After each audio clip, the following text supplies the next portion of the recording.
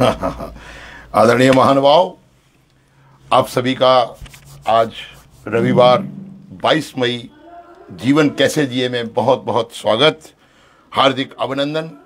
आइए आज का मधुर भजन सुनते हैं।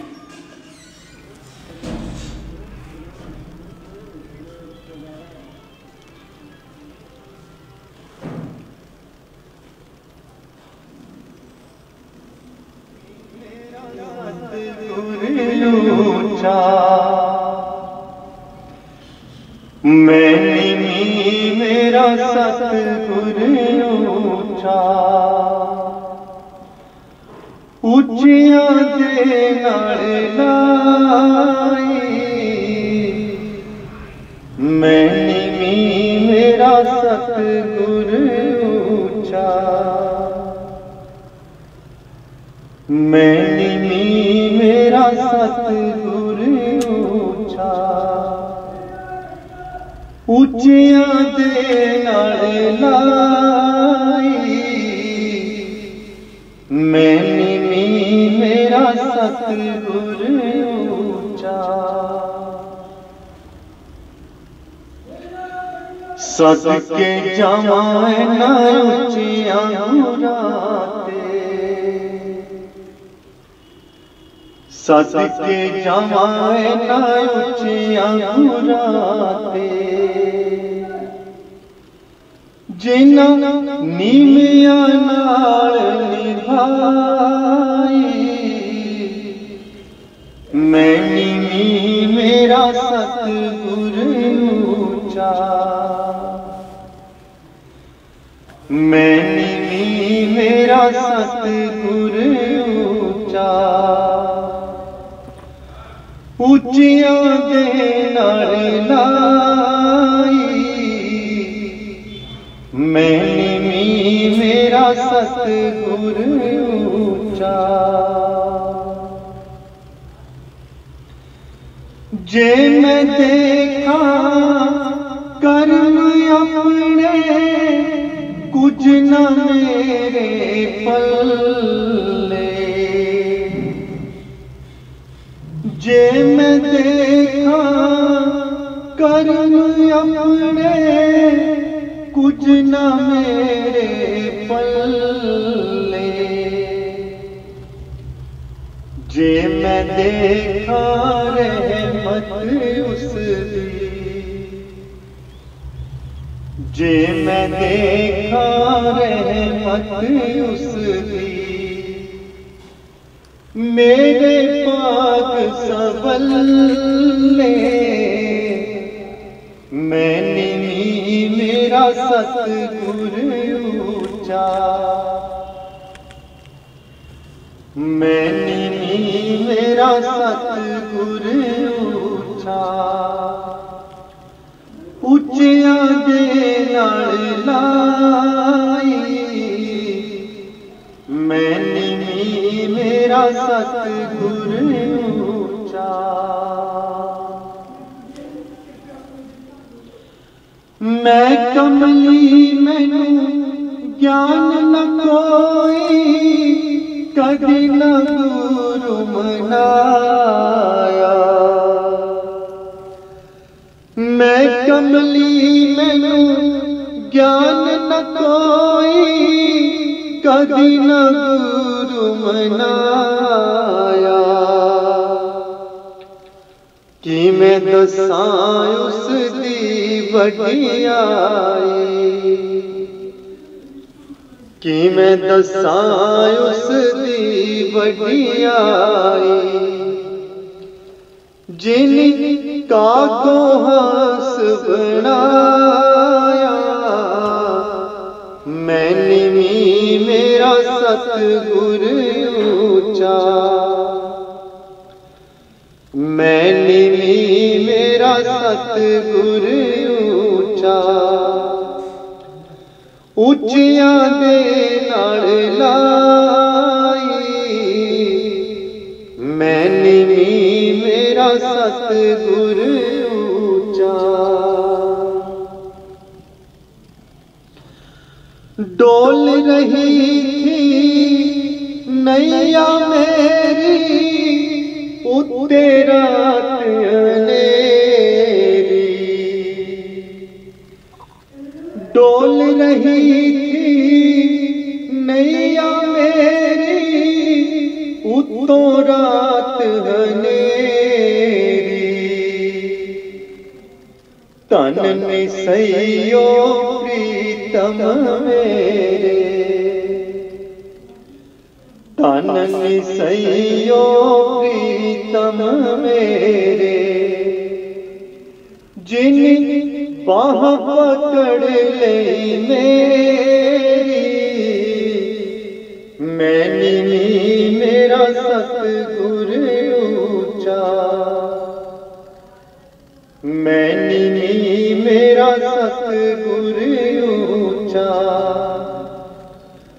ਉੱਚਿਆਂ ਦੇ ਨਾਲ ਲਾਈ ਮੈਨੀ ਨੀ ਮੇਰਾ ਸਤਿਗੁਰ ਉੱਚਾ।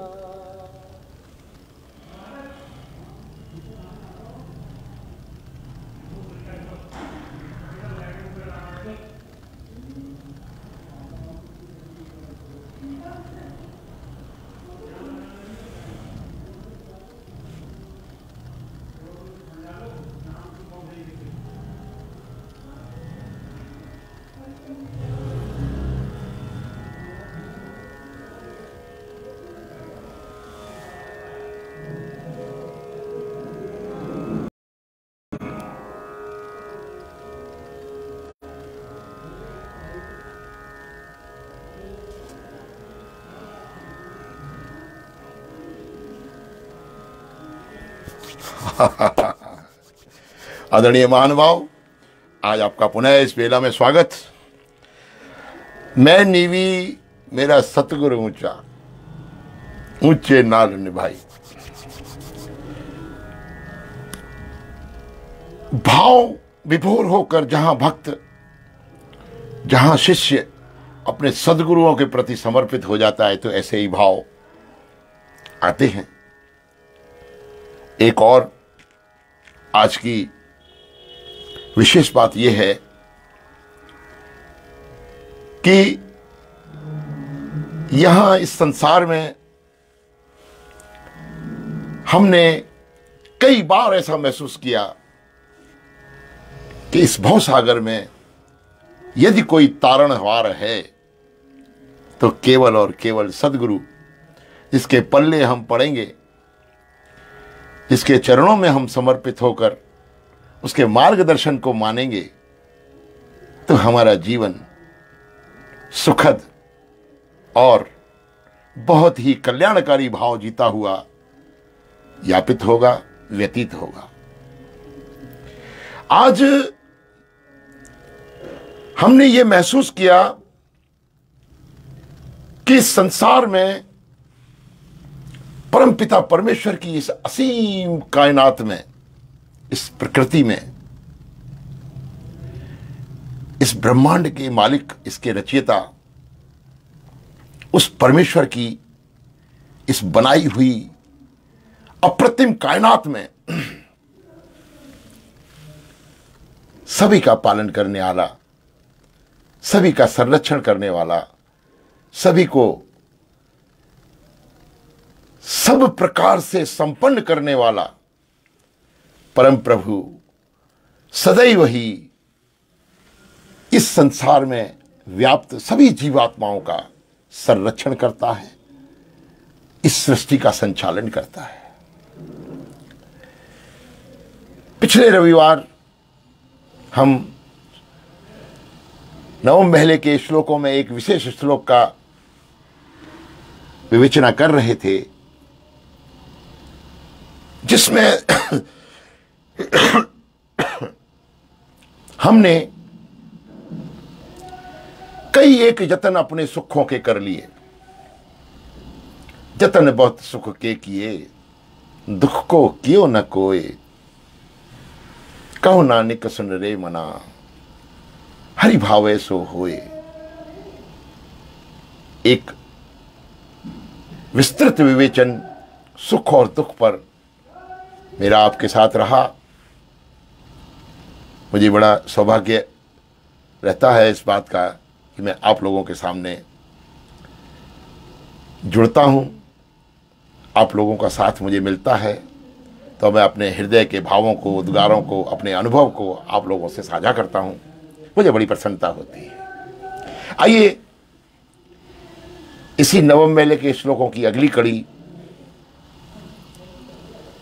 जिसमें इस असार संसार के, इस संपूर्ण ब्रह्मांड के, इस अप्रतिम कायनात के स्वामी मालिक परम प्रभु परमेश्वर के समक्ष सद्गुरुओं के माध्यम से ये प्रार्थना करते हैं, ये भाव रखते हैं कि हे प्रभु, हमने सुख के जतन तो बहुत कर लिए, लेकिन दुख के बारे में हमने सोचा भी नहीं। दुख को क्यों न कोय, यदि थोड़ा सा स्मरण यदा कदा हम दुख के आने के कारणों को, दुख के भोगने के प्रभावों को हम महसूस कर लें, तो संभवतः हमें ये एहसास हो जाता है कि कहो नानक सुन रे मना, हरि भावे सो होए। यदि हम दुख को प्राप्त करते हुए व्यथित हो जाते हैं और परेशान हो जाते हैं, तो हम उस परमेश्वर को समर्पित होकर सब इस भाव में जिए कि हरि भावे सो होए। आइए इस श्लोक की अगली कड़ी, जगत भिखारी फिरत है, सबको दाता राम। कहो नानक मन सिमर ते पूरन होवे काम। जब कभी भी ऐसा जीवन में महसूस हो कि हम अत्यंत दुखित हैं, व्यथित हैं, तो मेरा ऐसा मानना है कि इस संसार में इस सारी स्थितियों को देखते हुए उस परम पिता के सापेक्ष, परम पिता के समक्ष हम केवल एक भिखारी के रूप में उससे याचना करें, हे प्रभु, हम तेरे दर के भिखारी हैं। तेरे चरणों में समर्पित होकर हम इस बात का मनन चिंतन अथवा सुमरण करें कि तेरे द्वारा दिया हुआ ये असार संसार में जो भी पसारा हमको दिख रहा है, ये निश्चित रूप से प्राणी मात्र के कल्याण के लिए है, और हम तेरा लाख लाख शुक्रिया करते हैं। इस तरह के भावों को लेकर यदि हमारा जीवन व्यतीत होने लगे, तो हम ऐसा महसूस करते हैं कि हमारे अंदर, हमारे जीवन के अंदर दुख, विषाद, अवसाद, परेशानियां, समस्याएं,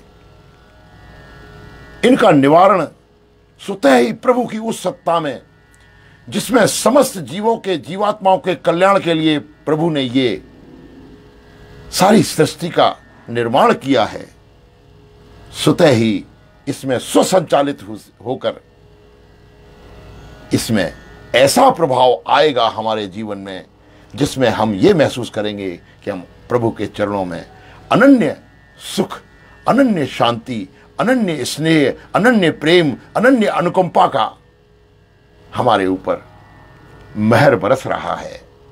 इन्हीं भावों के साथ साथ मैंने आज ये महसूस किया कि दुख में हम बहुत अधिक दुखी होकर प्रभु से विमुख हो जाते हैं, और ऐसी भाव जब आती है कि हम बहुत अधिक दुखी हैं, हम बहुत अधिक दुखी हैं, हम बहुत अधिक दुखी हैं, इस तरह का हमारे जीवन में एक ऐसा दौर आता है जिसमें हम अपने आप को ये महसूस करते हैं कि प्रभु, तेरी कायनात में, तेरी शरण में हम इतने दुखी क्यों हैं। पिछले सप्ताह मैंने दुख के एक विशेष कारण पर प्रकाश डाला था। मैंने आपसे साझा किया था कि हमारी सर्वाधिक दुख का कारण जो है वो केवल और केवल आसक्ति, महत्वाकांक्षाएं और ऐसी भाव हैं जिसमें हम प्रभु के प्रति शुक्रिया का भाव न रखते हुए अहम के भाव में आ जाते हैं, और ऐसा भाव हमारे अंदर आ जाता है जिससे हम परेशान, दुखी और व्यथित हो जाते हैं। उन्हीं क्षणों को मनीषियों ने, विद्वानों ने, महात्माओं ने, जो सुख को चाहे सदा शरण राम की ले, कहो नानक सुन रे मना दुर्लभ मानुख दे। बंधुओं, मित्रों, बहनों, भाइयों, यदि हम ऐसा महसूस करने लगें कि हमारे जीवन में जो दुख आ रहे हैं, उस दुख के दरमियान हम क्या करें, किस स्थिति में किस ओर जाएं, तो समय समय पर गुरबाणियां, महात्माओं के प्रवचन, महात्माओं की वाणियां, महात्माओं के मार्गदर्शन हमें इस बात के लिए इंगित करते हैं, यदि सुख आप सदैव चाहते हैं, चैन, अमन, सुकून, आनंद के सदैव आप आकांक्षी हैं, तो खास तौर से दुख के समय, जिस वक्त दुख आए, उस वक्त शरण राम की ले। उस वक्त मैंने पिछले रविवार ऐसा भाव व्यक्त किया था कि हमारे आपके अंदर दुख आते ही हमारा मन बहुत अधिक चंचल, चलायमान और डोलित हो जाता है, और हमारे अंदर इस बात का एक ठहराव आना अव्यवस्थित सा हो जाता है कि हम दुख में इतने पीड़ित और इतने परेशान हो जाते हैं कि परमेश्वर की ओर हमारा ध्यान जाता ही नहीं। ऐसी स्थिति में सद्गुरुओं ने यह भी इशारा किया कि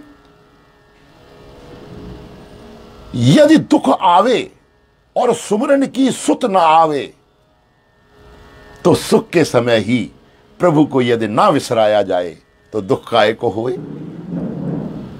एक और विशेष विवेचना इसके साथ यहां जुड़ रही है कि हमारे पास है तो कुछ नहीं, जो भी कुछ दिया हुआ है वो परम प्रभु का इस संसार में सभी प्राणियों के कल्याणार्थ सर्वदा सर्वदा हमें व्याप्त सभी स्थितियों को, परिस्थितियों को, व्यवस्थाओं को झेलने के लिए अभूतपूर्व कृपा, रहमत सदैव हमारे ऊपर बरस रही है।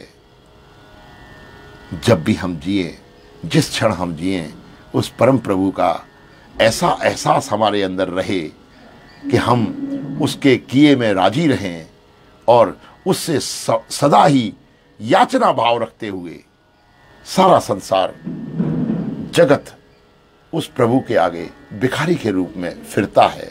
हम ऐसी प्रार्थना करें, ऐसी आकांक्षाओं में रहें, ऐसी भावनाओं में रहें कि सदैव हम उस परम प्रभु के, परमात्मा के चरणों में अपने आप को समर्पित करते हुए तेरा भाणा मीठा लागे। जो सुख को चाहे सदा शरण राम की ले।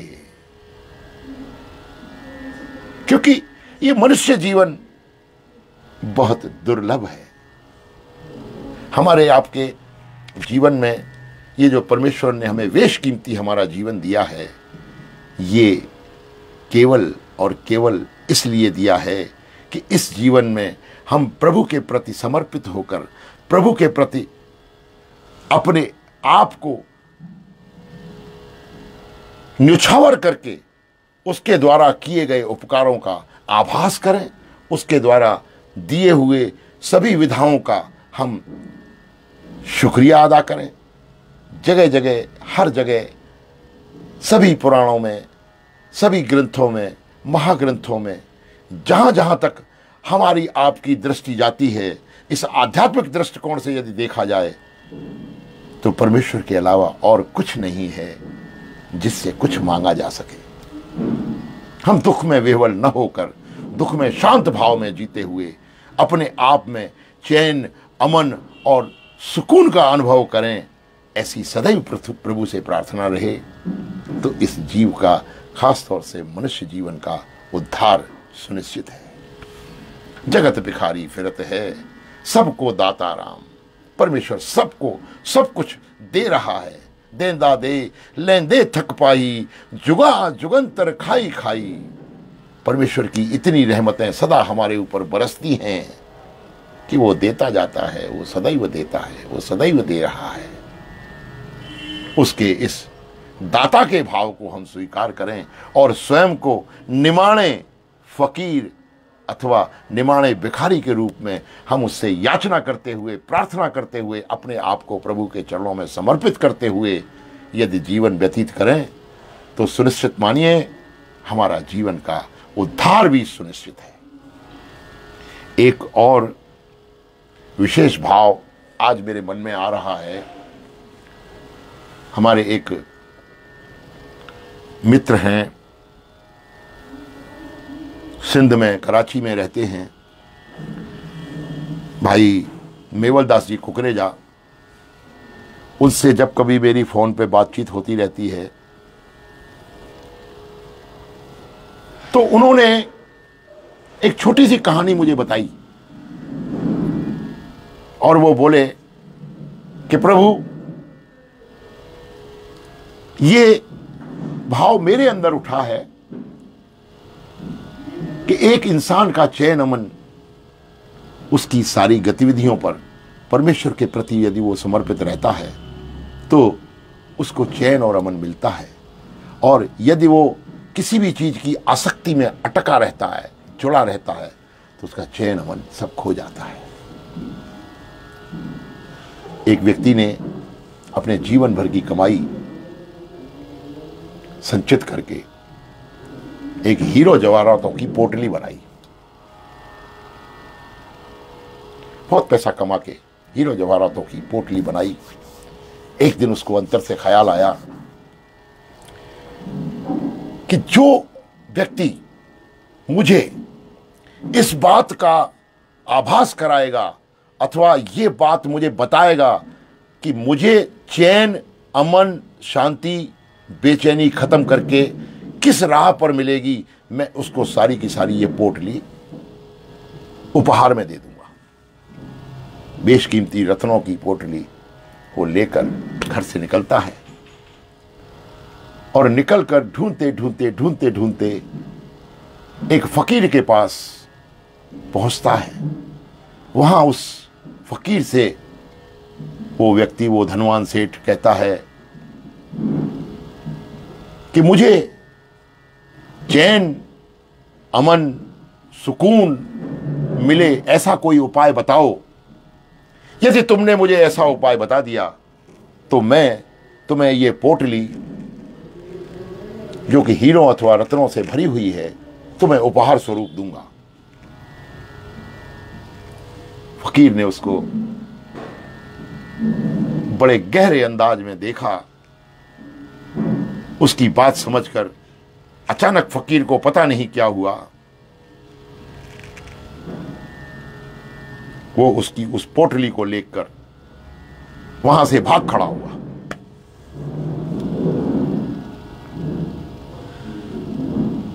जब वहां से भाग खड़ा हुआ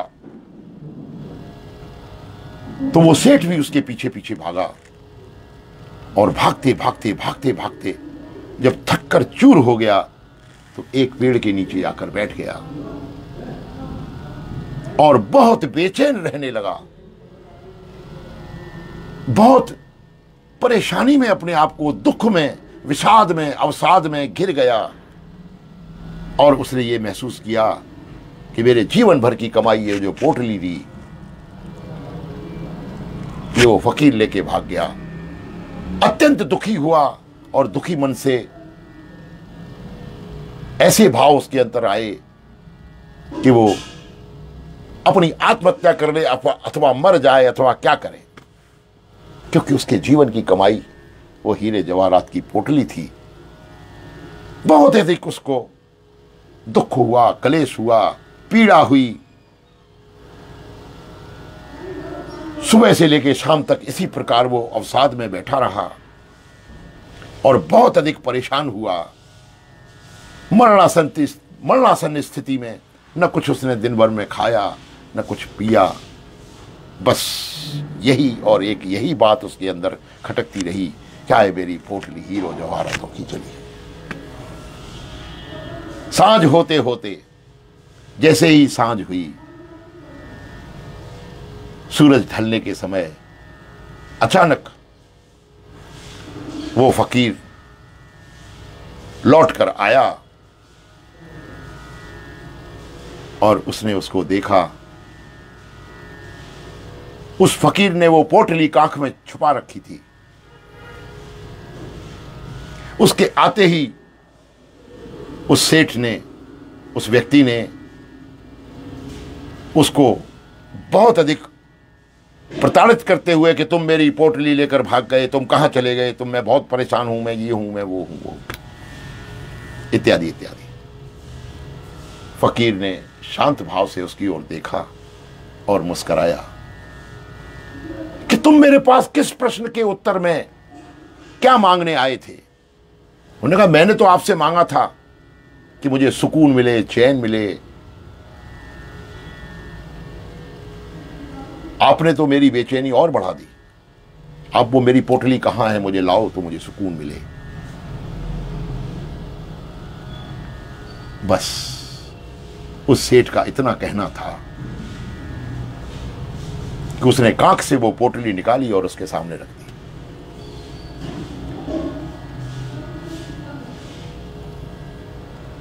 उसकी इस स्थिति को देख के, उस सेठ के इन भावों को देख के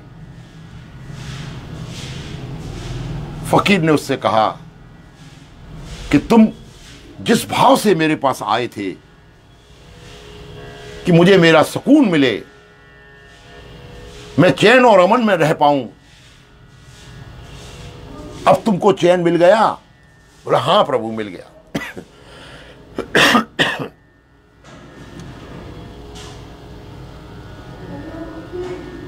इनकी दोनों जनों की इस वार्ता से, उस फकीर की और सेठ की इस वार्ता से हमें और आपको क्या सीख मिलती है? पोटली तो उसके पास हीरो जवाहरातों की पहले भी थी, लेकिन उसको चैन और सुकून नहीं था। तब वो चैन और सुकून भटकते भटकते ढूंढते हुए इस फकीर के पास पहुंचा और एक स्थिति ऐसी आई इस घटनाक्रम के अंतर्गत, जब फकीर उसकी वो पोटली लेकर भाग गया तो सही मायनों में उसकी बेचैनी बहुत अधिक बढ़ गई। उसका मन अवसाद में, मन आसक्ति में, मन उस पोटली के पीछे लगा हुआ और अधिक बेचैन उसको कर गया। मित्रों, बंधुओं, भाइयों और बहनों, ये मात्र छोटी सी कहानी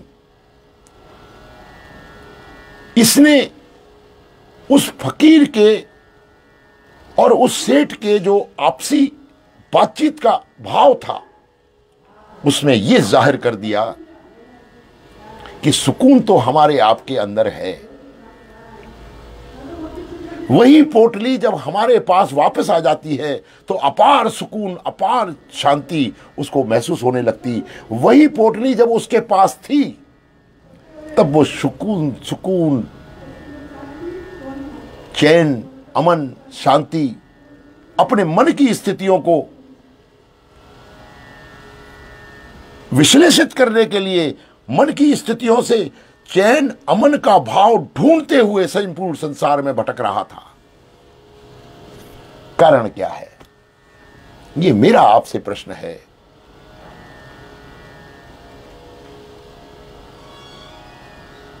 ऐसी विशिष्ट वार्ताएं जब कभी भी जीवन में आती हैं, मित्रों, बंधुओं, बहनों, भाइयों, हमारे आपके लिए बहुत ही विशिष्ट मार्गदर्शन करके जाती हैं। चैन, अमन, शांति तो हमारे पास है ही। ऐसी क्या चीज है जिससे हम बेचैन, परेशान, अवसाद से पूर्ण और अत्यधिक दुखी होकर जीवन गुजारने लगते हैं, जो जीवन हमारे लिए बहुत भारी हो जाता है। केवल और केवल हमारे अपने मनोभावों में यदि किसी भी चीज के प्रति आसक्ति अथवा अनासक्ति होती है तो हमारी मन के भाव सुख और दुख, चैन और अमन, शांति और अशांति को महसूस करते हुए उन पलों में अपना जीवन ढूंढने लगते हैं, उन पलों में अपना जीवन मानने लगते हैं, उन पलों में अपना जीवन गुजारने लगते हैं जो समय समय पर सुख अथवा दुख का, चैन अथवा बेचैनी का, आराम अथवा बेआरामी का, दुख अथवा अवसाद का कारण बनते हैं। मित्रों, बहनों, भाइयों, आज का ये कार्यक्रम समापन की ओर मैं इस बात की आशा करता हूं कि ये वार्ता रूप में सुनी हुई एक छोटी सी कहानी आप लोगों को अच्छी लगी होगी। हर रविवार प्रातःकाल 8 बजे से लेके 8:40 तक हमारा ये कार्यक्रम आप लोगों के साथ, मुझे बड़ा सौभाग्य मिलता है, मैं आप लोगों के साथ जुड़ता हूँ। साईं आवतराम धाम सिंधी मंदिर सिरसागंज के इस पेज के साथ साथ हम आज आपकी 108वीं कड़ी में बहुत बहुत आपका आभार व्यक्त करते हैं, बहुत बहुत धन्यवाद देते हैं। आपको नमस्कार। आज की इस कड़ी के साथ साथ हमने ऐसा महसूस किया कि जब तक प्रभु हमारे आपके जीवन में, हमारे आपके संबंधों में प्रेम, मधुरता, सरलता, सहजता सदैव बनाए रखे, हमारी आप सभी के परिवारों को, जितने भी मित्र, प्रेमी, बंधु हमारे साथ जुड़ते हैं, उन सभी का अभिवादन, अभिनंदन करते हुए हम बहुत अधिक प्रसन्न होते हैं। आप सभी को बहुत बहुत धन्यवाद, नमस्कार, आभार हमारे आपके लिए, सभी परिवार के लिए, आप में व्याप्त परम प्रभु की उस सत्ता को नमस्कार करते हुए आप सभी को अभिवादन, नमस्कार। एक ओंकार सतनाम करता पुरुष निर्भव निर्वैर अकाल मूर्त अजूनी सैभम गुर प्रसाद जप आदि सच जुगाद सच है भी सच नानक होसी भी सच।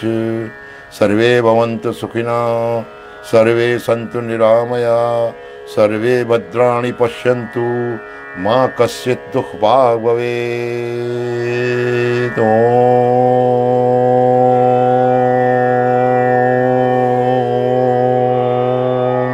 धर्म की जय हो, अधर्म का नाश हो, प्राणियों में सद्भावना हो, विश्व का कल्याण हो। हर हर महादेव। बोल साईं साधुराम साहेब की जय, बोल साईं आवतराम साहेब की जय, बोल साईं कृपाराम साहेब की जय।